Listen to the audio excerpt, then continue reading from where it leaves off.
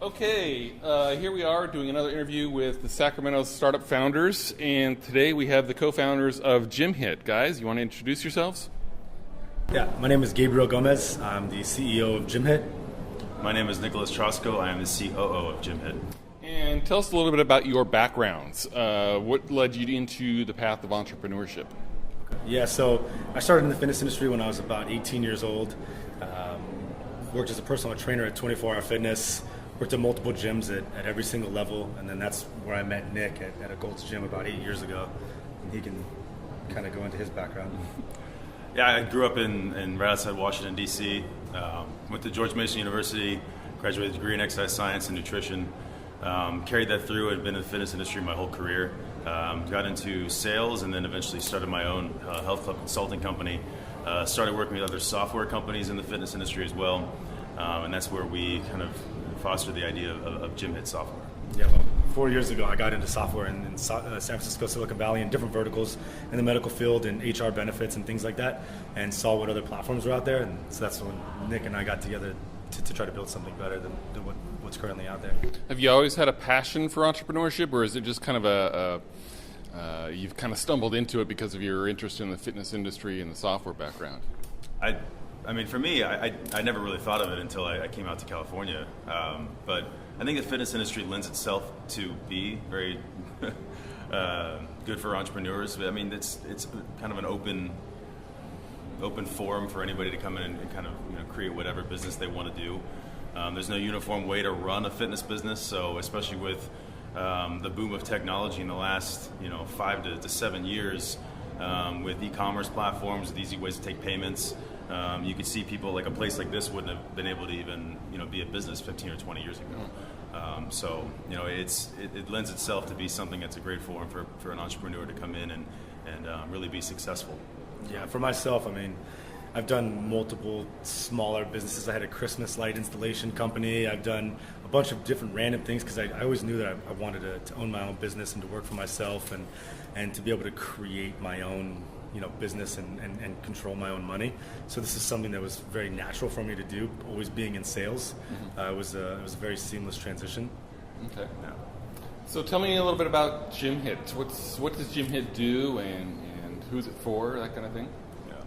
Well, GymHit is an automated marketing, booking, communication platform for any size fitness business. So we can do as little as running marketing campaigns, improving your online reputation, and as much as running your entire business through, including all payment processing, recurring payments, and business management.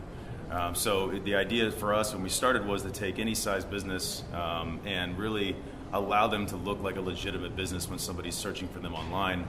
And get them away from using 5 to 10 different software solutions, create a unified platform that somebody can go to run their entire business from. Yeah, no, definitely. A lot of times, like he said, people are puzzling together multi-vendor solutions, and we remember how difficult that was a lot of times doing double inputs into multiple solutions. And so we wanted to create something that was literally grab and go. No training, no issues. You just sign up and be able to run your business successfully. So the idea really started with your own pain points in your own small business running gyms. Correct, yeah. We've had a lot of friends who've started gyms and the gyms have failed, and so we wanted to create something that would almost make it fail-proof for a gym. So it's perfect for a place like this, for instance, and we should give a shout out to, why don't you tell us where we're at? Yeah, so we're at the Academy on 11th and F. Yeah, and it's both Brian Washington and Brian Francis own and operate this gym. Cool. All right, so tell us a little bit about how you've come, what your progress has been on GymHit. Obviously, you had an idea. How did you go out and validate your market and develop your product, that kind of thing? Well, I've been in the industry for a really long time. I've never really stepped outside of it. So we have deep industry roots. We did have a lot of opportunities early on. And we figured we would go after those opportunities and take those relationships that we had and network to build it. We found out, though, is that the smaller businesses, like the studio, size businesses, not the big gyms you would think of, like the big franchises. Those are actually easier to get into. They're owner-operator businesses, so you're always talking to the person that makes the decision, and they're always there. And we thought we'd have bigger traction into like the big gyms using our network of people that we know, but it ended up where just by doing cold calls and normal sales tactics, campaigns and everything else, it was easy for us to kind of jump into that scene and make our mark locally, Northern California, Sacramento, but definitely down in Los Angeles as well, Orange County area. So. Yeah, if you talk to somebody who has been in a gym for at least 6 to 8 months and you show them our software, immediately you can see the expression on their face, go from taking another sales call to holy cow, I need the software in my business. Just from the first glance, you can really see how different it is and how easier to run your business it is with our software. So the validation came quick and very early on. What stage are you at? First of all, when did you start? When did you found GymHit, and what stage are you at? So we founded GymHit officially in February of 2015. That's when we went into development and everything. Mm-hmm. We launched our beta back in January, and then we went fully live around August. And so here we are, at the end of the year, almost 12 months later, and we have over 100 accounts. We're doing really well. We're down in 500 startups. The accelerator program, we just finished Accelerprise Startup Accelerator out in San Francisco. So we've raised a decent amount of money, and we're Let's talk about those the 500 startups. And you said there's another accelerator you've gone through as well. Correct. Yeah, Accelerprise. Accelerator. Was that when you just finished? Yeah, we just finished. Our demo day was November 9th. November 9th. Yeah, so we had just finished that 4-month program out in San Francisco, and then right after we moved straight down to Mountain View and got into 500 startups. And the experience that we've had with both of those has been just amazing. I mean, give me an example. What kind of lessons are you learning there? What kind of experience are you getting there? Early on we knew, having your experience in Silicon Valley and in San Francisco, that we had to have some presence there. We have roots in Sacramento. It wasn't something that we wanted to leave necessarily, but we didn't have great luck, raising money. We didn't have great luck really, a lot from the business side, and everybody that had the great connection was all in San Francisco. So the first, VC firms that we raised money from were in San Francisco. We had those opportunities with the accelerators out there, and once you're out there, it's just a different, world. Everybody speaks the language of what it is. The experience in terms of what we've done is, it's not just like the accelerators themselves, but just the events, the people that are out there. No matter where you go, whether it's to dinner or to a happy hour, whatever it is, you're meeting people that are speaking your language and that can help you. Our advisory board is actually filled with people we just met out from there, and these are people that have helped us raise money, and a substantial amount of money, and help us connect and get to where we're at right now, including helping us get into a program like 500 Startups, which has now opened the doors for us to do any and everything. Yeah, and even beyond that, just to talk about the accelerators, with a 2-person team, we have a handful of developers overseas. We have customer success and a salesperson here in the States, but that's still a very small team. And so when it comes down to running the business, it's Nick and I. So with having these accelerators, it now opens it up, because they have interns, they have marketing people that are helping us with our marketing and advertising, things that were slipping through the cracks because we're busy fundraising and running a business. So all the things that most companies would have 5 to 10 extra employees with, during those times when we can't afford it or just didn't have the time to run it, they picked up all that slack and they helped us with those things, and then also showed us different channels and revenue streams and made us aware of things that we didn't even know existed. And then again, like he said, the most important thing with running a business like ours is investors. And it's at this stage, it's not what you know or what you're doing. It's who you know. So getting those warm welcome, warm intros and things like that. So it's been priceless, for us. So you're part-time here in Sacramento. You're from Sacramento, but you're going to Mountain View. Correct. Every week, basically, to participate in the 500 startups, right? Yeah. During the week, we're in Mountain View. On the weekends, we're back home. Okay. Yeah. So the proximity is obviously a good thing, right? No. Yeah, we got lucky that we're close. And what our big plan is, hopefully, have a big raise on demo day at 500 startups, and then bring it back to Sacramento and launch a big company here and help to transition some of that that startup feel into Sacramento. That'd be and help great, be yeah. at the, really, there's some good things going on, but help to help that explosion for Sacramento. Yeah, and so along those lines, what do you think, we've talked a little bit about what the great stuff has been in the Bay Area for you. Looking at Sacramento, what do you think are some of the positives and about the Sacramento startup community, as well as some of the negatives, what we need to improve? Yeah, I would say that one of the positives is we're an hour and a half away from San Francisco, right? So it's very close, and the rents are maybe 10 times higher in San Francisco. So we've got cheaper rents, and you pay the people a third here what you would pay them in San Francisco because of the cost of living. So $2 million in San Francisco isn't going to last you nearly as long as Sacramento. So that's a huge positive. And since we're so close, it's not a big deal to just drive into the city for an hour for a meeting. I've been doing that for the last 10 years or so. So coming here is something that's an easily seamless transition.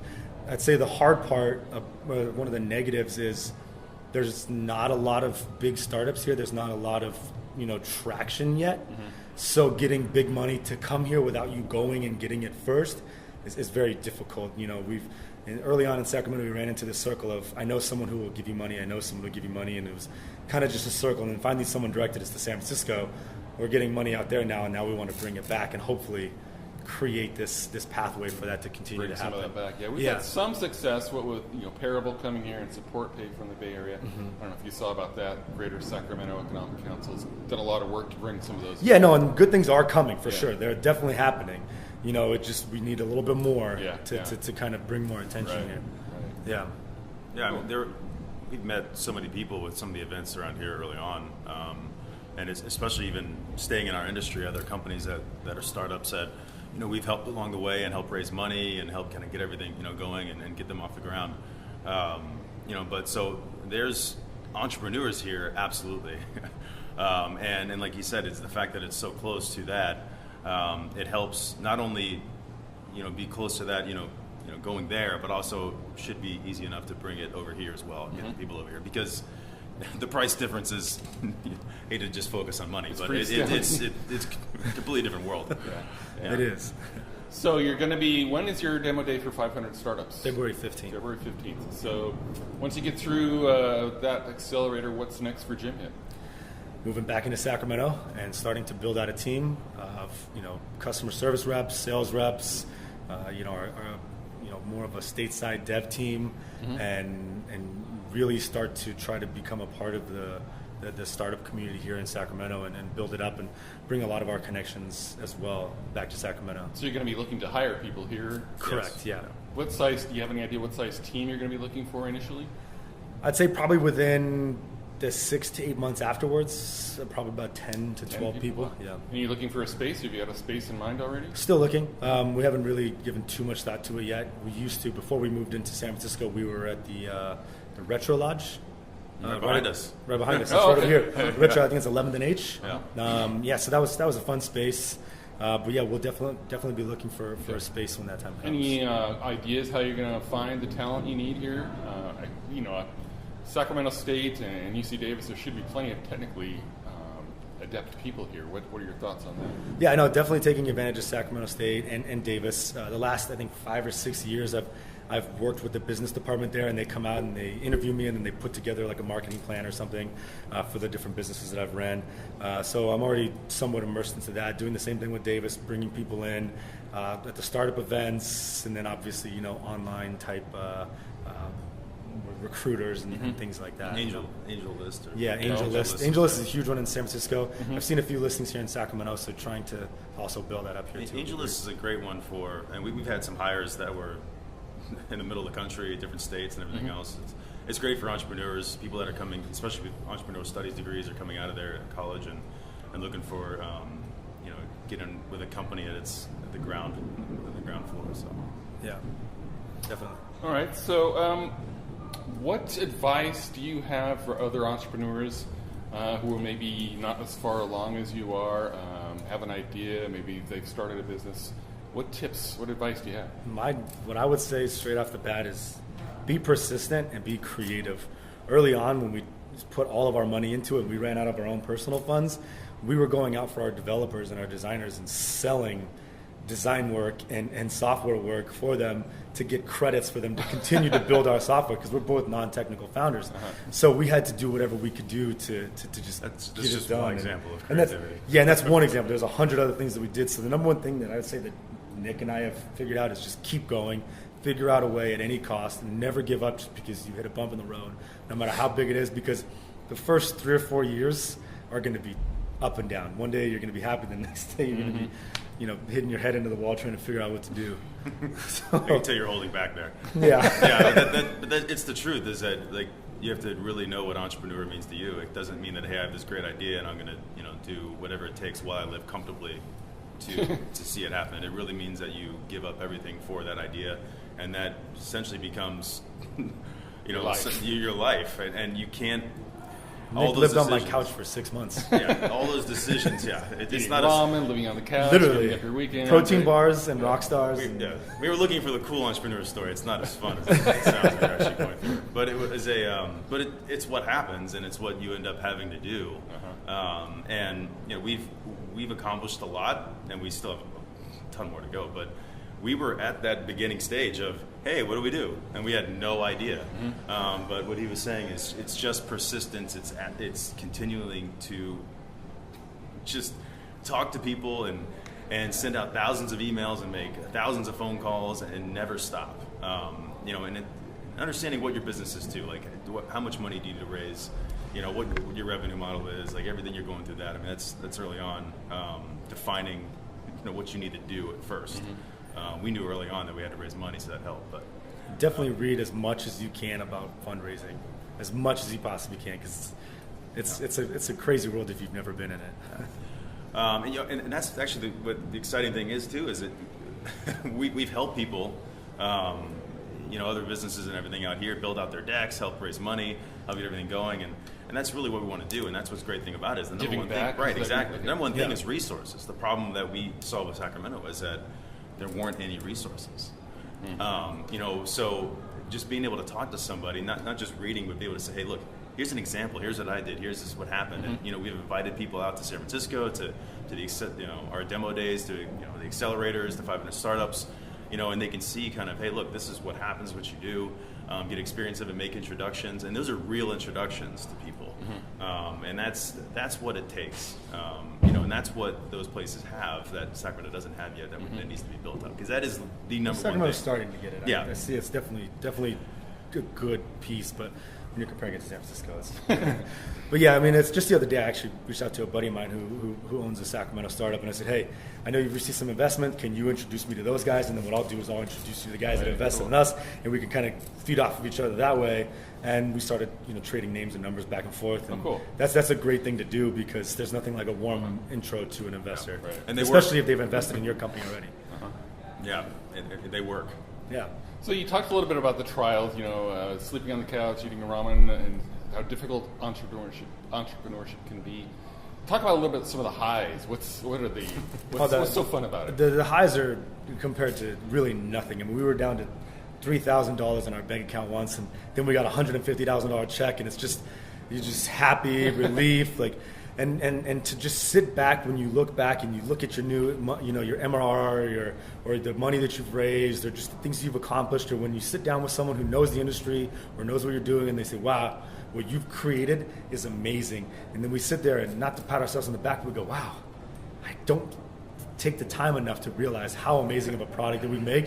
And then it's just this amazing feeling to know that we accomplished this with literally no help, and just we went out, and no matter how many bad things we ran into, we just kept pushing. And there's really no greater feeling than just your creation, overcoming it. Yeah, you're your own underdog in a Disney movie at all times, and then you win at the end of the movie, and you're just like, yeah. And then the next day you're an underdog again, and then you're at the end of the Denzel Disney movie, and you're happy again. So I mean, it really is such a phenomenal feeling to just have other people recognize what you've done, and to see that you never gave up. We had someone we talked to 3 years ago about an idea who didn't invest in us, then came back about 6 months ago and goes, wow, I can't believe you guys are still going. That's phenomenal, and then invested in us. So just seeing those type of things happen, it's amazing. It's a great feeling. And I think mine are more industry specific, just because I've been in the industry so long, and just the network and people that I know and everything. But the accomplishments of when we show somebody the first time or do a demo of the product, we go through it, and it's always like, oh wow, this is really great. And it's always the same thing. It's like, so what, how did you start working for this company? It's like, oh, well, it's actually my company. And they're like, oh, really? It's like, it's just so gratifying to say, it's like, yeah, I created this. Like, this is fantastic. I mean, and it's something that the industry, I've always related it to the entertainment industry. The fitness industry is like, hey, you either made it or you're living at home with mom. And, there's really no in between. And it's nice to know that, we've made a dent in this space, and now the tech space as well. So it feels amazing, and that's really. There's a lot of lows, but those highs definitely make up for it.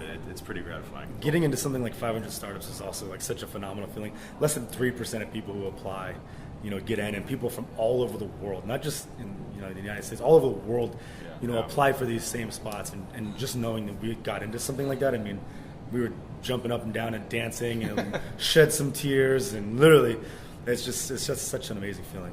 Cool. Yeah. Well, I appreciate your time. Anything else you'd like to share before we close?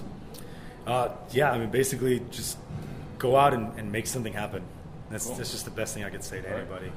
Yeah, it's the most amazing journey. I mean, the people you meet, the experiences that you have, the fears that you end up overcoming, like all those things that it makes you just constantly grow as a person, and you end up just becoming somebody that you never thought you would ever really become. It's just the most amazing thing. Cool. So. All right. Thanks, guys. Appreciate Awesome. it. Thank you. Good luck. Thanks. Appreciate it.